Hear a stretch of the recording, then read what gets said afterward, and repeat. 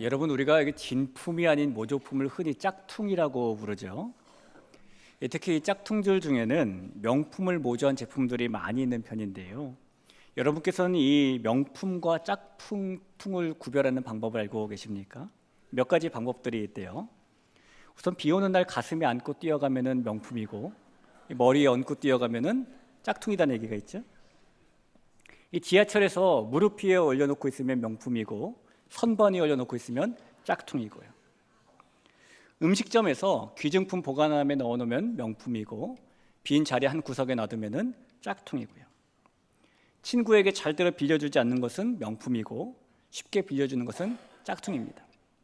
한 가지 방법이 더 있는데, 주일 예배 때 챙겨오는 것은 명품이고, 새벽 예배 때 챙겨오는 것은 짝퉁이고 그렇습니다. 이 과거에는 사람들이 자신이 갖고 있는 제품이 진품이 아닐 때 이 짝퉁이라는 것을 숨기는 분위기가 많았습니다. 그런데 요즘에는 이 세대가 바뀌면서 짝퉁에 대한 인식도 변하고 있는데요. 1990년대 중후반부터 2010년대 초반까지 태어난 세대를 우리는 G세대, Z세대라고 부르잖아요. 이 나이로 따져보면 지금의 10대들과 20대까지가 이 G세대에 속하는데, 이 세대는 그 전 세대인 밀레니얼 세대나 그보다 더 전 세대인 X세대와는 매우 다른 가치관을 가지고 살아갑니다. 그 다른 가치관 중에 하나가 이 짝퉁을 구매하고 그걸 숨기지 않고 자랑한다는 거예요. 특히 미국과 유럽에서 그런 현상이 많이 보이고 있는데요. 미국의 경우에는 이 G세대의 절반에 가까운 49% 정도가 가짜인 줄 알면서 짝퉁을 구매하고 있고, 유럽의 경우에는 이 G세대의 37% 정도가 짝퉁을 구매한다고 합니다. 그런데 이들이 이 짝퉁을 구매만 하는 것이 아니라 자신이 짝퉁을 구매했다는 사실을 SNS에 올려서 인증을 한다고 해요. 왜 인증을 하나 살펴봤더니, 내가 짝퉁을 구매했다는 걸 보여주면서 자신이 검소한 사람이라는 사실을 자랑하기 위해서라고 합니다. 그래서 워싱턴 포스트지에서는 이런 현상을 험블 브래그라고, 겸손한 척 은근히 자랑하는 태도라고 소개를 합니다. 이 짝퉁은 진품을 모조한 제품이기 때문에 사실 짝퉁을 만들어 판매하는 것은 지식재산권을 침해하는 일이에요. 하지만 그럼에도 불구하고 이 전 세계의 짝퉁 시장은 매년 성장하고 있습니다. 현재는 그 규모가 연간 약 2,600조 정도가 돼요. 시장 규모가요. 엄청 크죠.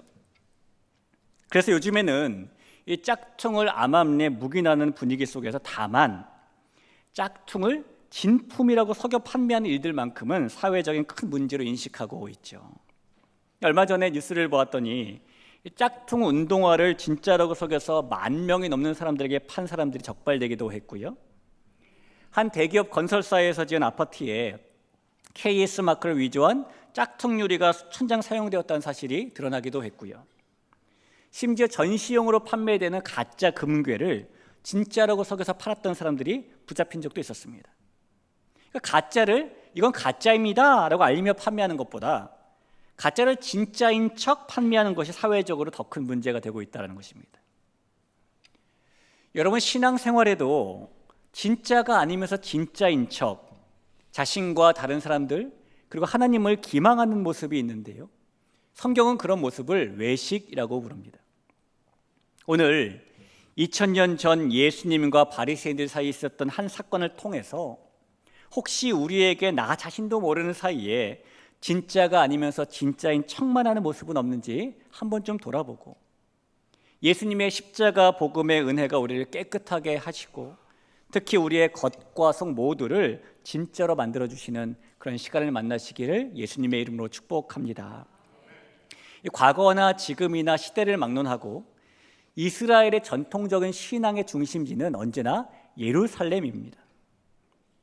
그런데 예수님께서는 그 신앙의 중심지인 예루살렘에서가 아니라 북쪽 외곽에 불과한 갈릴리 지역을 사역의 주 무대로 삼으셨죠. 그 갈릴리 지역에서 복음의 시작을 여시고 하나님 나라를 선포하셨습니다. 그래서 지금까지 우리가 마가복음을 통해서 만났던 말씀들과 사건들은 모두 갈릴리 지역에서 선포되었던 말씀이고 갈릴리 지역에서 일어났던 사건들입니다. 그러던 어느 날 갈릴리가 아닌 예루살렘에서 어떤 서기관들과 바리새인들이 예수님을 찾아왔습니다. 1절이 그렇게 시작하고 있는 것이죠. 바리새인들과 또 서기관 중 몇이 예루살렘에서 와서 예수께 모여들었다가 라고 말합니다. 이 예루살렘에서 갈릴리까지는 거리도 상당하고, 게다가 각각 총독 빌라도와 헤롯 안디바라는 서로 다른 통치자가 다스리는 다른 지역이에요. 그런데 그곳에서 바리새인들과 서기관들이 예수님을 찾아왔다는 겁니다. 하지만 그들이 찾아온 이유는 예수님의 제자들처럼 예수님을 따르기 위함도 아니었고, 갈릴리 지역의 사람들처럼 예수님의 말씀에 감화되었기 때문도 아니었고, 그렇다고 그들이 예수님께 간절히 청을 할 것이 있어서도 아니었습니다. 그들이 그 먼 거리를 이동하여 예루살렘에서 갈릴리까지 왔던 것은 이미 예루살렘까지 소문이 퍼졌던 예수님을 견제하고 그 예수님의 흠을 한번 잡아보기 위해서였어요. 그리고 그들이 예수님에게서는 흠을 발견할 수 없었는데 예수님의 제자들에게서 흠을 발견하게 됩니다. 예수님의 제자들이 손을 씻지 않고 음식을 먹는 것을 보게 된 것입니다. 지난 몇 해 동안 우리가 코로나 시대를 보내면서 아마 우리에게는 손을 씻는 것이 중요한 습관으로 자리 잡으면서 생활화가 되었을 거예요. 실제로 이 손만 잘 씻어도 수인성 감염병의 50에서 70%는 예방할 수 있다고 하는데요.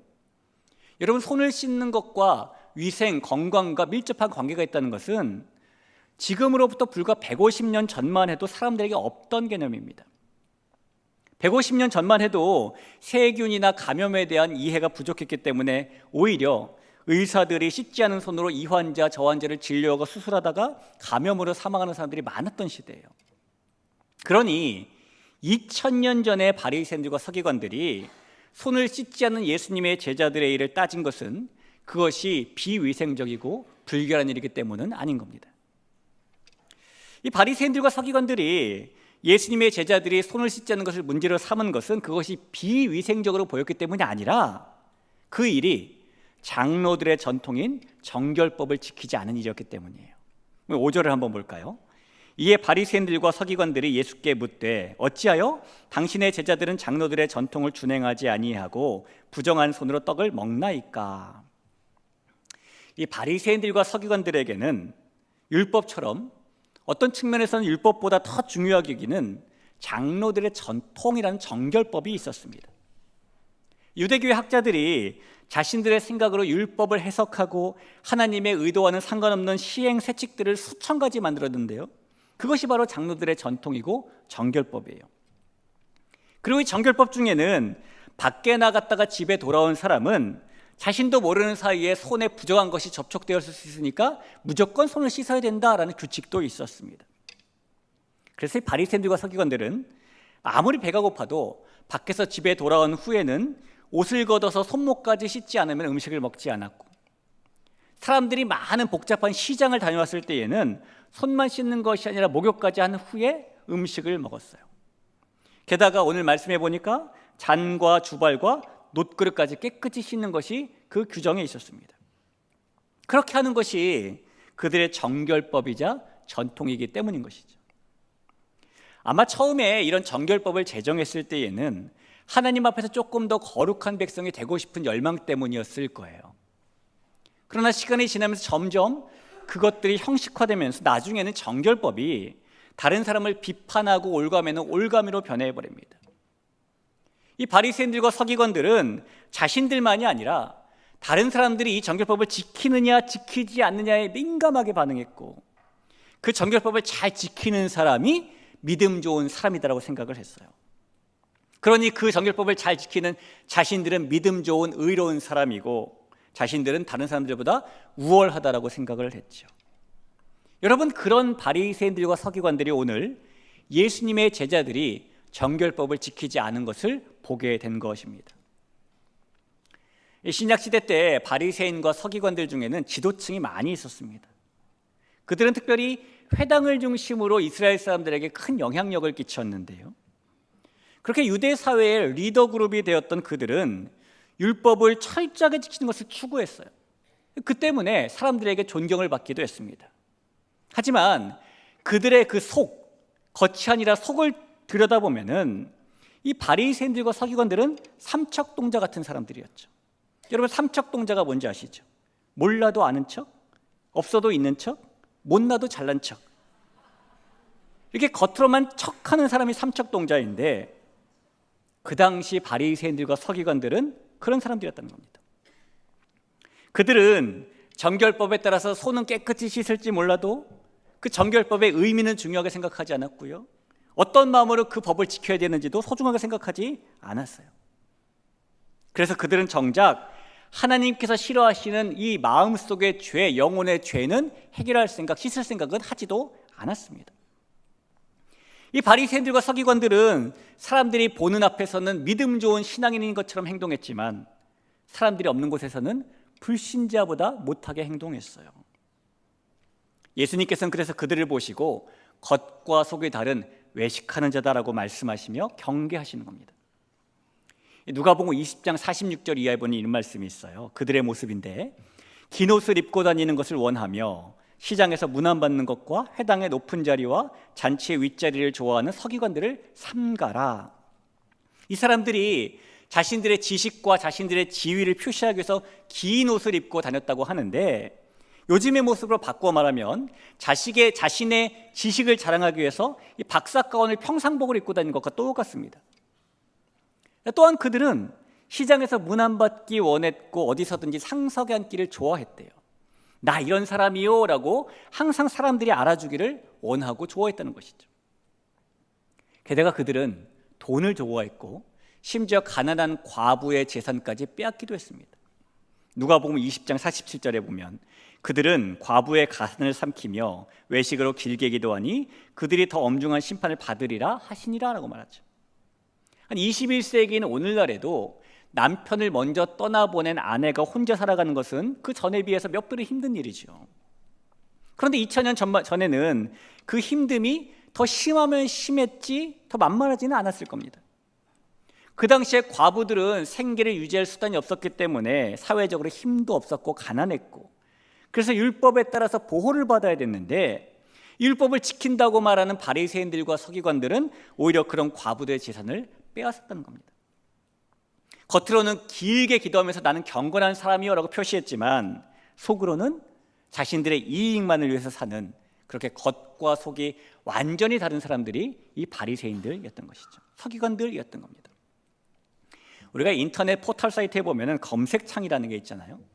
이 검색창에다 어떤 단어를 입력을 하면은 연관 검색어라는 것이 나오는 것이 있습니다. 그러니까 어떤 말을 검색하는 말과 아주 가까운 관련 있는 말들을 알려주는 것이죠. 우리가 해보지는 않았지만 만약에 이 검색창에 바리새인, 서기관 이렇게 입력한다면 나올 수 있는 연관 검색어가 뭐가 있을까요? 율법, 선생, 특권의식, 그리고 외식 이런 거 나오지 않을까요?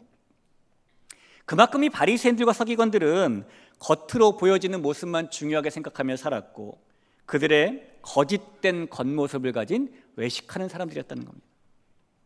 그 모습에 예수님께서는, 그 온화하신 예수님께서 그런 사람들 보고 독사의 자식이라고 부르기도 하셔요. 마태복음 12장 34절이죠. 독사의 자식들아, 너희는 악하니 어떻게 선한 말을 할 수 있느냐? 이는 마음에 가득한 것을 입으로 말함이라. 또 예수님께서는 그 사람들에게 회칠한 무덤이다라고 말씀하기도 하십니다. 마태복음 23장 27절, 화 있을진저 외식하는 서기관들과 바리새인들이여 회칠한 무덤 같으니 겉으로는 아름답게 보이나 그 안에는 죽은 사람의 뼈와 모든 더러운 것이 가득하도다. 여러분이 바리새인들과 서기관들은 장로들의 전통인 정결법만 지키면 깨끗해진다고 생각했습니다.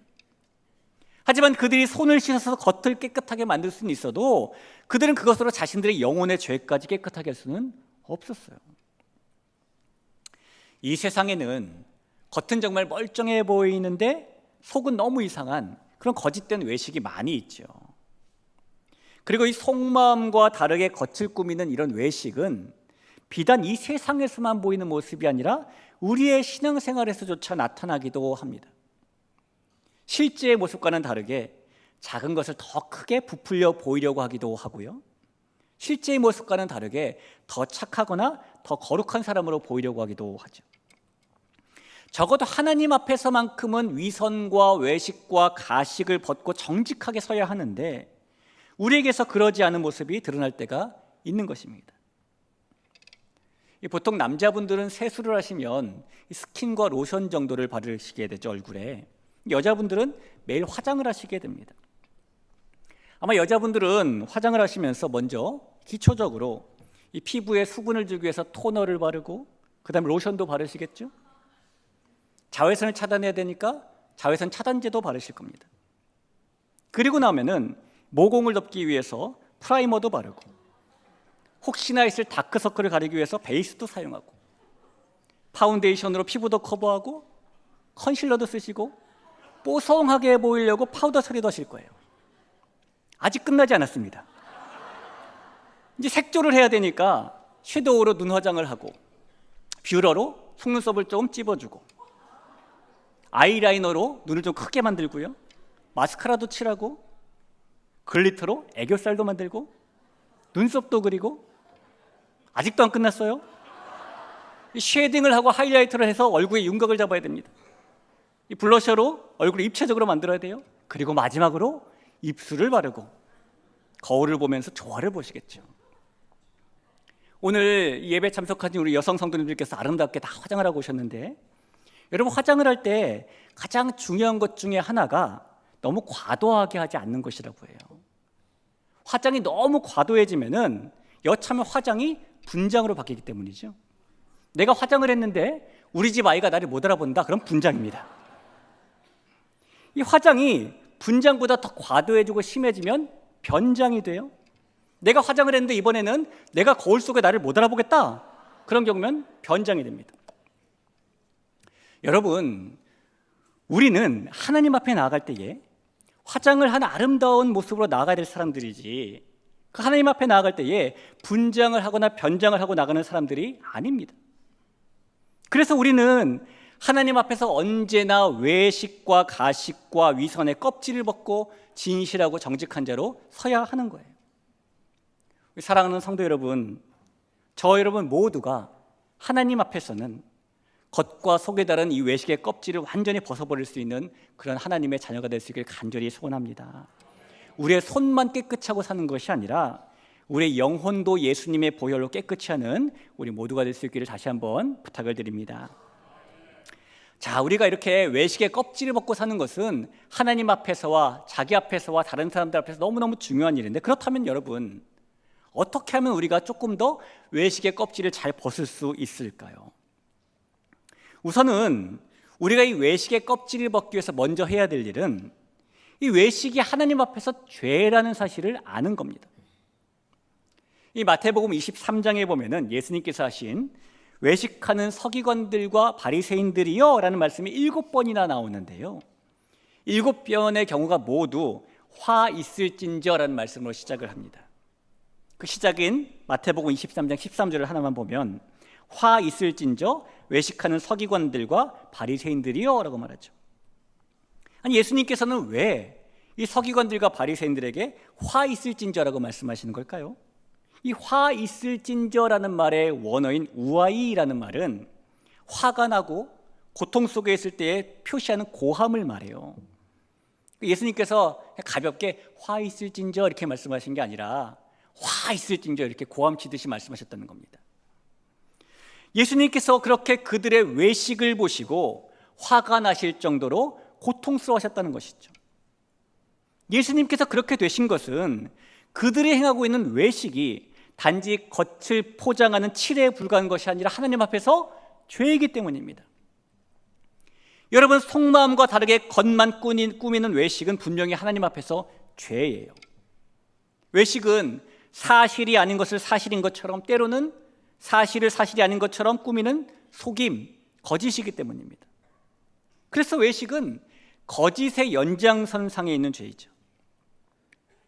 이 사람에게는 자신의 허물이나 추함이나 숨겨진 악함이나 더러움이나 이런 것들이 탄로날까 봐 두려워하는 마음이 다 있습니다. 우리의 본 모습이 그대로 다 드러난다면 내가 사람들에게 사랑받지 못할까 봐, 인정받지 못할까 봐, 오히려 무시당할까 봐 두려워하는 마음이 있는 것이죠. 그래서 그 두려움에 없는 것을 있는 것처럼, 반대로 있는 것을 없는 것처럼 거짓으로 꾸미기도 하는데 그것이 죄라는 겁니다. 유대인들은 하루에 오전 9시, 정오 12시, 오후 3시 이 세 차례 매일의 정시 기도 시간을 가졌는데 그들은 그 시간들이 되면 주로 회당에 모여서 기도를 했어요. 그런데 그 시간대에 회당까지 가지 못하고 길을 가는 사람들은 길 위에서 그냥 기도를 했는데 아무 길에서나 기도하지 않았습니다. 그들은 큰 거리 어귀에서 기도했대요. 마태복음 6장 5절을 볼까요? 또 너희는 기도할 때에 외식하는 자와 같이 하지 말라. 그들은 사람에게 보이려고 회당과 큰 거리 어귀에 서서 기도하기를 좋아하느니라.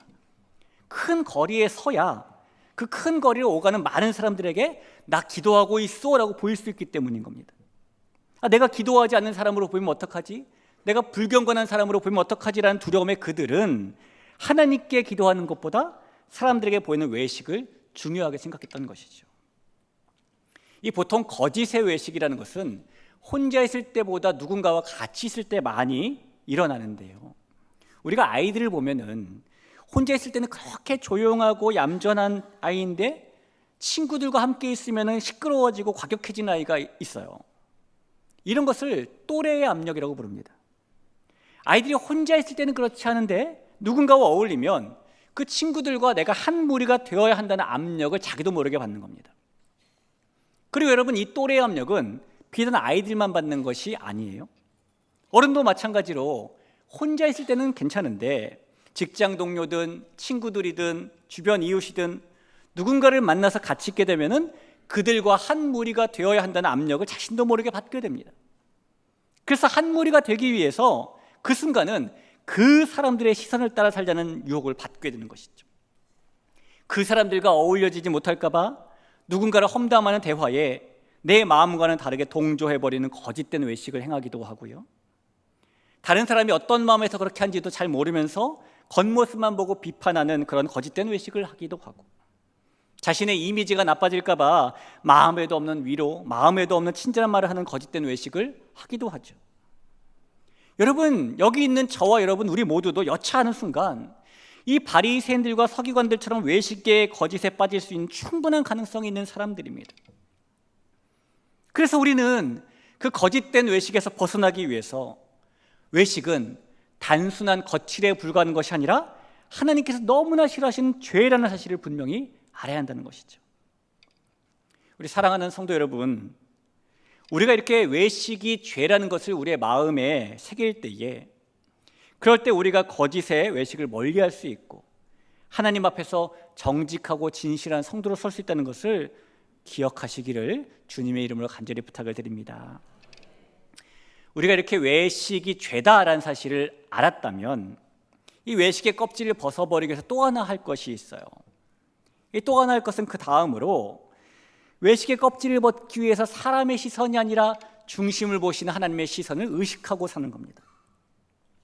이 사람이 거짓된 외식을 하는 경우는 대부분 하나님보다 다른 사람의 시선을 의식하기 때문에 일어나는 것이죠. 하나님께 보이려는 마음보다 사람에게 보이려는 마음이 더 클 때 외식이 일어나는 겁니다. 그래도 그 정도 교회를 다녔으면 기도는 하고 살아야지, 그래도 그 정도 직분이 되었으면 성경을 몇 번 정도는 읽었어야지, 그래도 그 정도 되었으면 그렇게 사람은 다른 사람들에게 어떻게 보이느냐를 너무 중요하게 여기는 것이죠. 그러다 보니 때로는 사랑보다는 규칙이 더 앞서기도 하고 하나님의 뜻보다는 내 체면이 앞서기도 하고 하나님의 나라보다는 나 자신이 더 앞서기도 합니다. 하나님이 아니라 사람들에게 칭찬받는 것이 좋아서 하는 경건과 봉사, 사람들에게 돋보이기 위해 하는 그 기도와 금식과 헌금생활, 하나님의 영광보다 사람의 칭찬을 더 구하며 살 때에 우리는 외식의 유혹에 빠질 수밖에 없어요.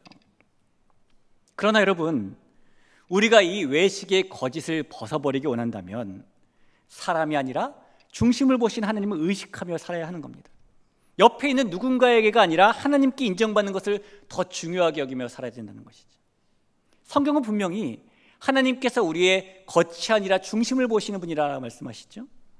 하나님께서 내가 사울을 버렸고 베들레헴 2세 아들들 중에서 왕을 세우겠다라고 말씀하셨을 때에 사무엘은 뿔에다가 기름을 가득 채워서 베들레헴 2세 집으로 찾아갑니다. 그리고 사무엘이 이새와 그 아들들과 함께 제사를 드리게 되었는데 그 자리에서 이새의 첫 번째 아들인 엘리압을 보게 되죠. 그 보는 순간 사무엘의 마음속에 엘리압이 바로 하나님께서 왕으로 세우실 사람이구나라는 마음이 생겼습니다. 여러분, 그런데 그때 하나님께서 사무엘에게 이렇게 말씀하시잖아요. 사무엘상 16장 7절, 여호와께서 사무엘에게 이르시되 그의 용모와 키를 보지 말라. 내가 이미 그를 버렸노라. 내가 보는 것은 사람과 같지 아니하니 사람은 외모를 보거니와 나 여호와는 중심을 보느니라 하시더라. 하나님께서는 우리의 겉모습이 아니라 중심을 보시는 분이 맞습니다. 여러분, 사람들은 우리의 겉모습을 보고 속을 수도 있어요. 우리가 외식하는 모습을 보고 옳다라고 볼 수도 있습니다.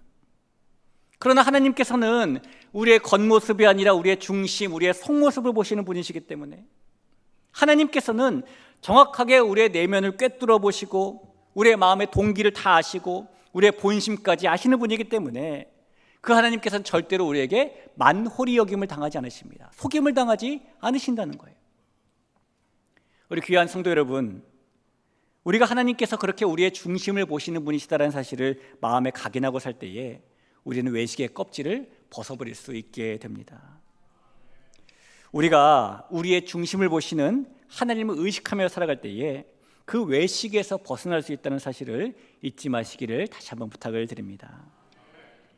여러분께서도 아마 이 악어의 눈물이라는 말을 한 번쯤은 들어보셨을 거예요.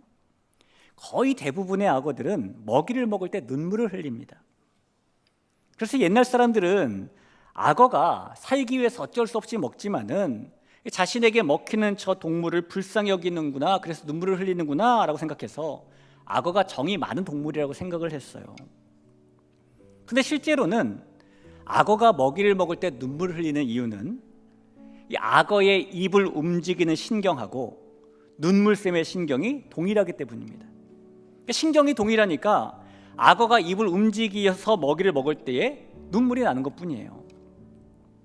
그래서 악어의 눈물이라고 하면 요즘에는 그것을 마음에도 없이 흘리는 눈물처럼 겉과 속에 다른 위선적인 눈물을 가리키죠. 여러분, 우리에게 이런 겉과 속이 다른 악어의 눈물을 흘려도 괜찮겠지? 그런 거짓과 유혹, 외식의 유혹이 있을 수 있습니다. 그러나 외식하는 자들이라는 말은 그리스도인이 들 수 있는 큰 꾸지람 중에 하나예요. 오늘 6절과 7절을 보니까 이르시되 이사야가 너희 외식하는 자에 대하여 잘 예언하였도다. 기록하였을 때 이 백성이 입술로는 나를 공경하되 마음은 내게서 멀도다. 사람의 계명으로 교훈을 삼아 가르치니 나를 헛되이 경배하는도다 하였느니라라고 예수님께서 말씀하십니다. 입술로는 하나님을 찬양하지만 마음은 하나님께로부터 멀어져 있는 그런 거짓된 외식이라든가, 예배 자리를 찾아 말씀 속으로 들어갔지만 정작 하나님께서 원하시는 대로 삶은 변화시키지 않는 거짓된 외식이라든가, 입으로는 사랑을 외치지만 마음으로는 절대 무너지지 않는 높은 담을 쌓고 보복의 칼날을 가는 그런 거짓된 외식이라든가, 우리는 얼마든지 이런 외식의 껍질을 입을 수 있는 유혹을 받으며 살아갑니다. 우리 귀한 성도 여러분, 신앙생활에는요, 겉으로 드러나는 모습도 중요하고 그 속의 내용도 중요해요. 만약에 우리 신앙생활에 겉으로 드러나는 모습은 전혀 없고 속 내용만 있게 된다면 우리는 진중한 은혜를 깊이 경험하지 못하게 됩니다. 만약에 우리 신앙생활에 속 내용은 전혀 없고 겉으로 드러나는 모습만 있게 된다면 우리는 외식에 빠지게 됩니다. 우리의 겉사람은 속사람을 담고 있는 좋은 그릇이에요. 그래서 이왕이면 그릇도 예쁘고 그 그릇에 담긴 음식도 이쁘고 맛있어야 되는 것처럼 우리는 겉사람도 하나님의 뜻을 이루는 모습을 가져야 되는 것이고 속사람도 하나님의 마음을 담는 모습을 가져야 하는 것입니다. 손도 깨끗하고 마음도 깨끗해야 되는 것이죠. 여러분, 손만 깨끗하고 마음은 더러운 사람으로 살 것인가? 아니면 손은 더럽고 마음은 깨끗한 사람으로 살 것인가? 또 아니면 손도 깨끗하고 마음도 깨끗한 사람으로 살 것인가? 오늘 우리가 선택하고 결단해야 될 그런 모습입니다. 악어가 흘리는 눈물을 당연하게 여기지 말고 우리에게 나타날 수 있는 외식의 유혹을 당연하게 여기지 말고 이 손도 마음도 예수님의 보혈로 깨끗하게 되어서 살아가는 축복된 인생의 주인공이 우리 대개교회 모든 가족 되시길 주님의 이름으로 축복합니다.